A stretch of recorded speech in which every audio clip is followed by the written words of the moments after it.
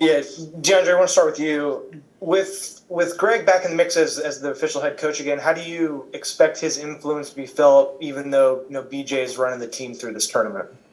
Yeah, I mean, I don't think it's going to be any different from what it was before. A lot of the things that Greg installed with this team, so be it the culture, the playing style, those sorts of things. BJ's continued those things and done great with it. And when Greg comes back, it'll be a smooth transition into working with Greg again. So I'm sure there's not going to be you know, any lapse over there. It'll just be a smooth transition.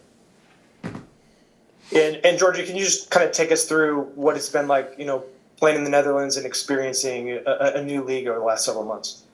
Um, yeah, it's first. It was great to finally achieve that goal of mine that I set since I was a little kid, and I quickly saw the difference in the sport between playing in MLS and playing over there. It's taken me some time, which I expected from myself, to adapt to just living in a new culture again. And I had the privilege to live in Montreal already a kind of European city that kind of helped me adapt well to the move to Amsterdam. But no, this is just another step up in my career, and I'm excited for the next season and to play a bigger role in the team. We'll go to Hector Lazzeri. Hi guys, thanks for the opportunity. I wanted to ask DeAndre a couple of questions from Mexico City. First, as one of the more experienced players in the USMNT national team, when do you believe that the tide changed and maybe the US ended up being the better team and started getting great results against Mexico?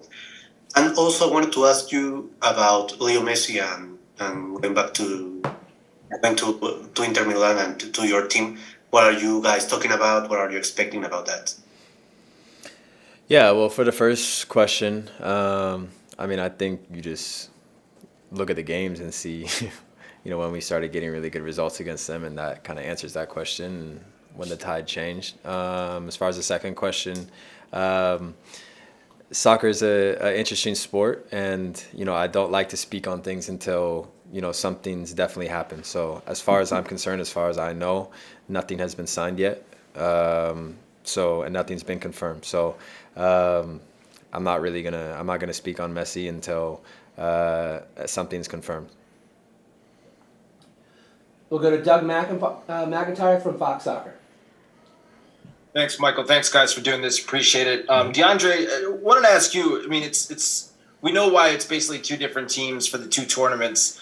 But after the win the other night, I mean, is there pressure on this group to match that and to to retain the Gold Cup crown at all? No, I don't think there's pressure. I think we have a great group. We know what we're capable of. The group that was competing in the Nations League did an unbelievable job, and we're just trying to carry that on over. We're not defending the Gold Cup; we're attacking it. That's our mindset going into it. So that's how we want to play every game. We want to be aggressive. We want to dominate the games, just as the group that was involved in Nations League did. So that's kind of our mindset going into it. Next will be Brian Sciaretta from American Soccer Now.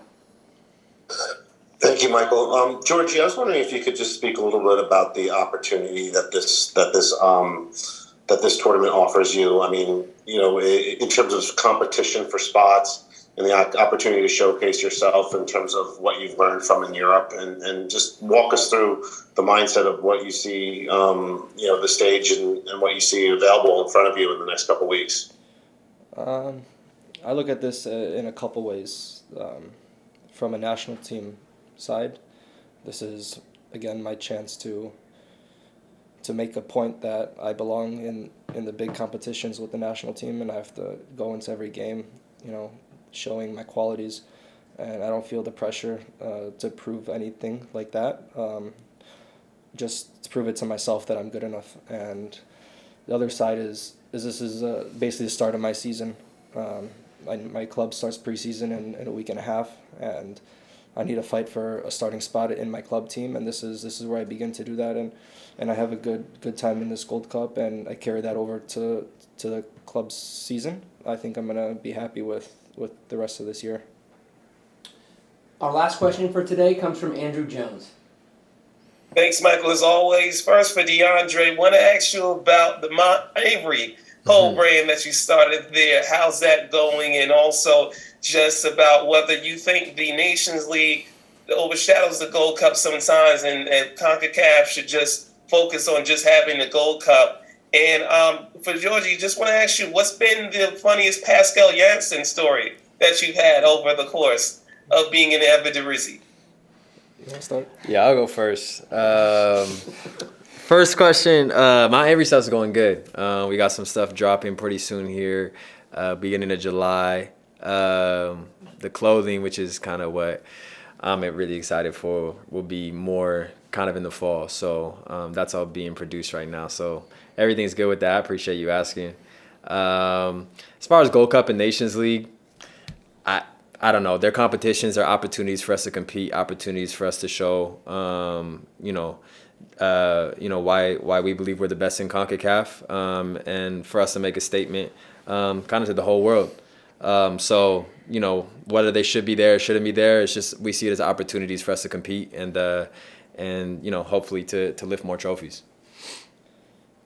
About Pascal, is another personality of a different personality of a coach that I get to have along my career. He's a very, very disciplined, hard coach, and there's not too many funny stories, just very hard stories and disciplined stories so far, and that's making my time in Europe I think that much better in my experiences is this disciplined mentality.